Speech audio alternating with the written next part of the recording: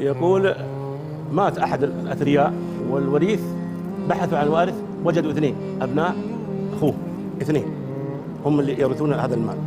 يقول فقسمنا المال بينهم، طلع إذا ما خرجت الذاكرة تقريبا 51 مليون كل واحد، وتفاريق يعني تفاريق حوالي 700 حول 51 مليون كل واحد. عيال أخوه هي ما له وريث. ما هو ما له وريث ولا في أحد إلا هذول. أحسنت. فالآن القاضي عندما قسم، الآن يريد أن يقسم خلاص، سأل بحث هل فيها وصية، هل بنى، هل كذا، وجد أن الرجل سبحان الله ما وفق أن يقدم لنفسه شيء.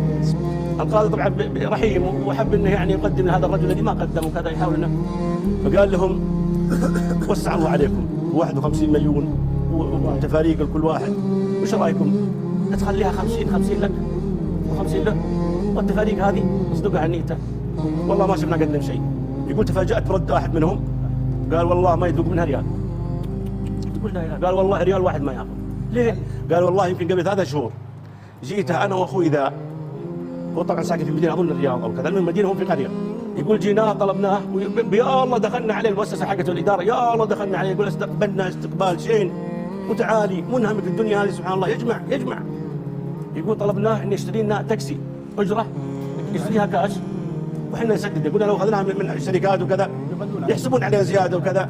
يقول ردنا رد عنيف، والله ما اخذنا منه ريال، ردنا رد عنيف، انا كنت عليكم انتم كذا وانتم يعني انا ما جبت الا تعب وشقى وانتم ولا بلد مبرد. يقول كسرنا انفسنا وخرجنا 3 شهور حولها، واليوم والله ما ياخذ ريال منها. يقول القاضي انا صراحه حزنت واستغربت، حاول ترقبهم، واحد يقول منهم لان وقال انا ال50 لي والتفاريق هذه اعطيها يعني مسجد له ولا وقف ولا كذا، الثاني يقول ابى.